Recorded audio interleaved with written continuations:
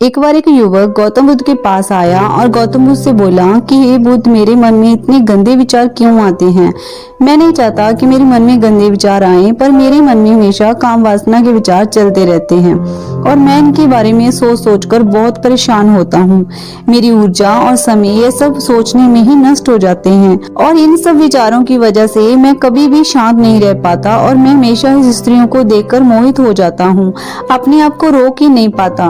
बुद्ध मुस्कुराए और उन्होंने उस युवक से पूछा, क्या तुम्हें पता है यह काम वासना होती क्या है? फिर उस लड़की ने उत्तर दिया और कहा, बुद्ध, मैं यह तो नहीं जानता कि काम वासना होती क्या है, पर हाँ, ये जो भी है बहुत बुरी चीज है। फिर बुद्ध ने उस युवक से कहा कि सबसे पहले तो तुम यह समझना है कि प्राकृतिक रूप से जो भी चीज हमारे अंदर है वो बुरी नहीं है। हमारे जीवन में उसकी कुछ न कुछ जरूरत है। वासना कोई बुरी बात नहीं है, यह तो हमारे मन की एक भावना है जो हमें किसी न किसी चीज की कमी का एहसास करवाती है और फिर हम उस चीज को पाने के लिए आकर्षित होते हैं। जैसे अगर तुम्हारे पास धन की कमी है तो तुम्हें धन पाने की वासना उत्पन्न हो जाएगी। तो वासना कुछ और नहीं, बस एक प्रकार की कमी है जो कि एक प्रकार की जरूरत का एहसास है और जब ये जरूरत शारीरिक हो तो ये काम वासना कहलाती है। युवक ने गौतम बुद्ध से कहा कि बुद्ध, मुझे काम वासना का मतलब तो समझ में आ गया, लेकिन अब मुझे यह बताइए कहाँ से और कैसे आती है। फिर गौतम बुद्ध ने कहा कि काम वासना कहीं से आती नहीं है, यह तो हमारे अंदर ही होती है और इसका होना तो जरूरी भी है, तभी तो मानव जाति का विस्तार होगा। युवक ने कहा, जब ये हमारे अंदर ही है और जरूरी भी है तो फिर लोग इसे गलत क्यों बोलते हैं? बुद्ध ने कहा कि यही तो समस्या है, लोगों ने काम वासना को गलत तरीके से सोच लिया है, इसे छिपाने की दबाने की कोशिश करते हैं। काम वासना गलत नहीं है, बल्कि काम वासना का गलत तरीके से प्रयोग करना गलत बात है। लोग जिससे प्रेम करते हैं बस उसी के लिए जीने लग जाते हैं, उसे पाना ही अपना लक्ष्य बना लेते हैं और उसी के बारे में हमेशा सोचते रहते हैं, पर यह सब गलत है। फिर बुद्ध ने कहा कि तुम्हें पता है कि जानवरों में भी काम वासना होती है, क्योंकि जानवर भी तो आखिर अपनी पीढ़ी को आगे बढ़ाएंगे। बुद्ध ने कहा, फिर हम जानवरों की काम वासना को गलत क्यों नहीं कहते? युवक ने कहा, मुझे नहीं पता महात्मा, आप ही मुझे बताइए। गौतम बुद्ध ने कहा कि जानवर अपनी काम वासना का प्रयोग आनंद प्राप्ति के लिए नहीं करते, वे सिर्फ संतान उत्पन्न करने के लिए काम वासना का उपयोग करते हैं। जानवरों को प्रकृति ने इतनी समझ नहीं दी कि वह काम वासना को अपने सुख का आधार बना सके, जबकि मनुष्य अपनी समझ के बलबूते पर प्रकृति में पाई जाने वाली प्रत्येक वस्तु को अपने सुख के लिए प्रयोग करता है।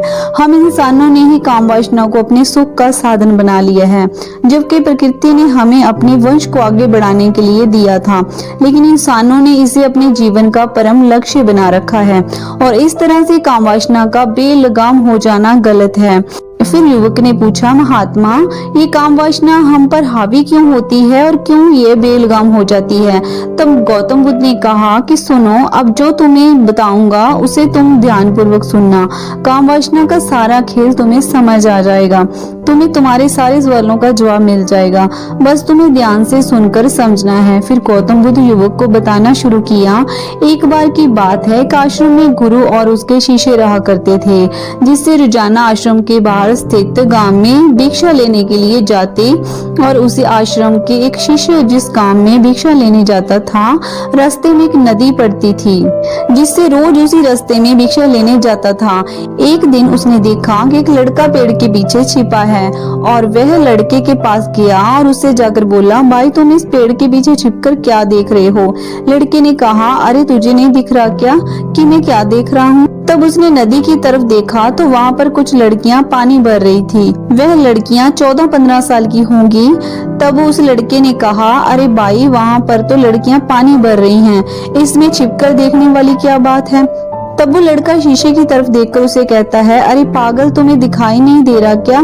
कैसे ये परियां नदी से पानी निकाल रही हैं? जरा उनकी अदाओं को तो देखो, उनके कोमल शरीर को तो देखो, उनकी पतली कमर मटके को उठाते समय बल खाती है और उनके बाल उनकी कमर पर कैसे लहरा रहे हैं, मानो सुंदरता बिखरी पड़ी हो। भिक्षु ने फिर नदी की तरफ देखा और कहा, इस बार वह इससे देखता ही चला गया। अभी तक तो कुछ भी नजर नहीं आ रहा था और वह बिल्कुल निर्भय था, उसे किसी भी बात का कोई डर नहीं था। लेकिन अब वो छिपने लगा और उन लड़कियों को देखने लगा जैसे उसने कोई अपराध कर दिया हो।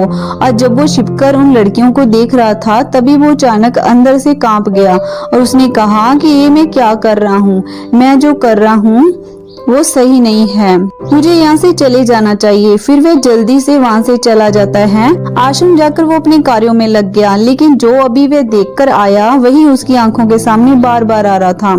उसके मन में वही दृश्य चल रहा था, उसका मन वही सब देखने के लिए लड़ रहा था, उसका किसी भी काम में मन नहीं लग रहा था। सुबह होते ही जल्दी से वो भिक्षा के लिए आश्रम से निकल जाता और उसे नदी के पास पेड़ के पास जाता जहाँ पर वह लड़का पहले से मौजूद रहता था। उसके साथ मिलकर लड़कियों को छुप छुप कर देखता था। अब वह इससे रोज ऐसा करने लगा और उसके पास रोज का काम हो गया। अब उस शीशे का मन किसी भी काम में नहीं लगता था, वो हमेशा ही किसी न किसी प्रकार के विचार में उलझा रहता और वो आश्रम के कार्यों को भी ठीक ढंग से नहीं करता था। ना वो ठीक से सो पाता, ना ही ठीक से खाना खा पाता।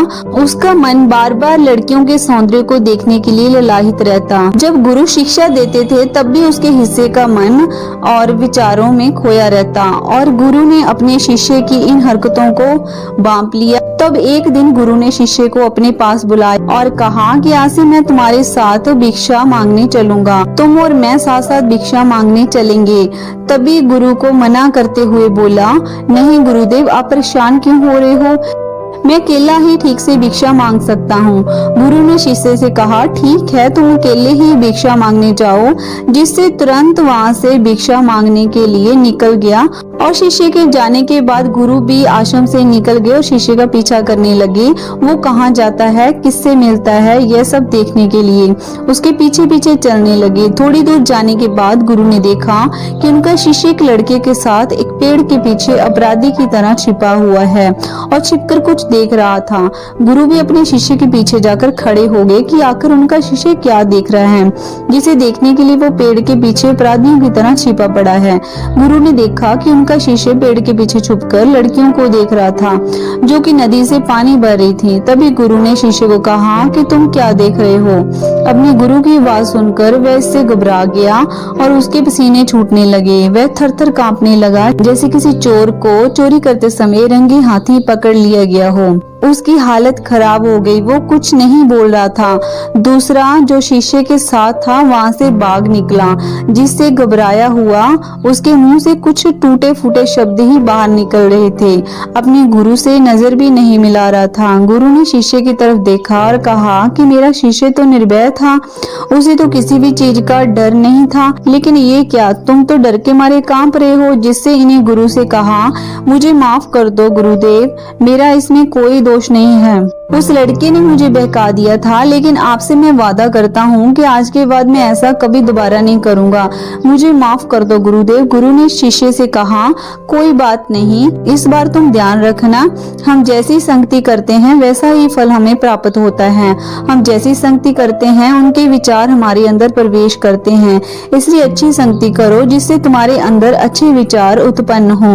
गुरु और शिष्य आश्रम लौट आए और फिर से आश्रम के कार्यों में ध्यान देने लगा।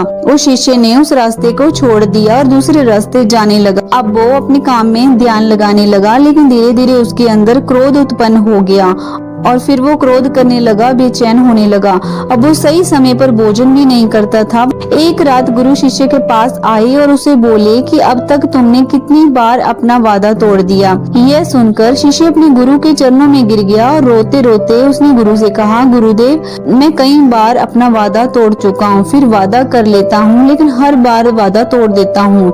मेरा मन मेरे नियंत्रण में नहीं रहता।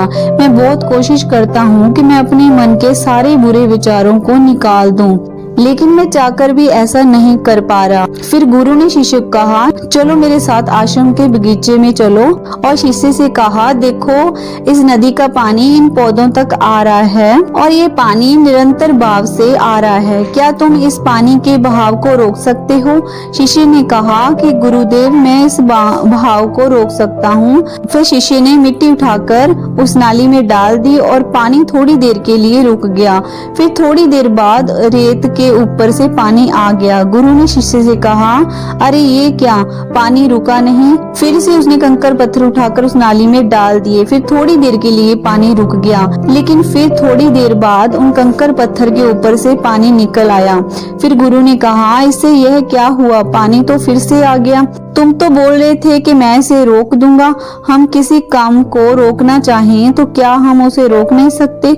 तब शिष्य ने कहा, कोई बात नहीं गुरुदेव, इस पानी को तो मैं रोक के दिखाऊंगा। फिर वह फिर से एक बड़ा पत्थर लेकर आया और उस नाली में डाल दिया।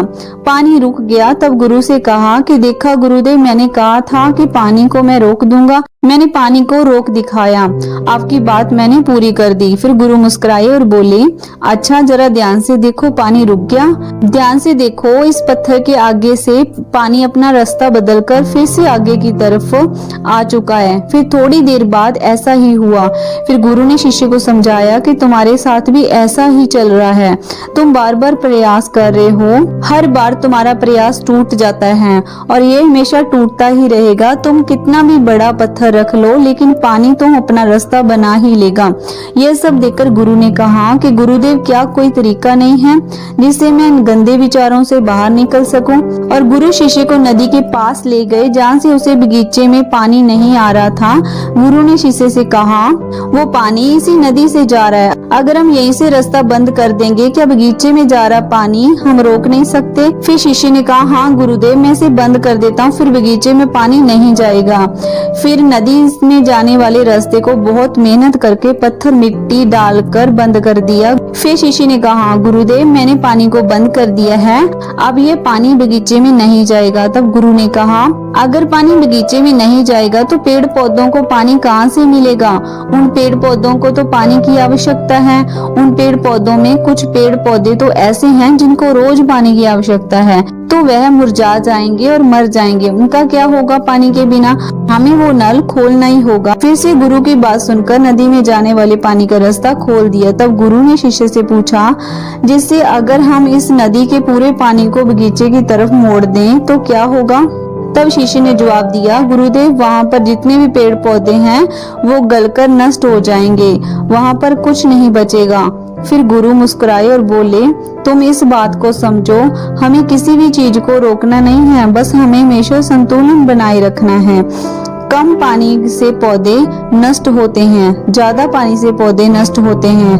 हमारा जीवन संतुलन से चलता है। गुरु ने शिष्य से कहा, अगर तुम्हें कुछ कहूँ कि तुम आम के बारे में मत सोचो तो तुम्हारे मन में सबसे पहले किसका चित्र आएगा? शिष्य ने कहा, गुरुदेव, मेरे मन में सबसे पहला चित्र आम का ही आएगा।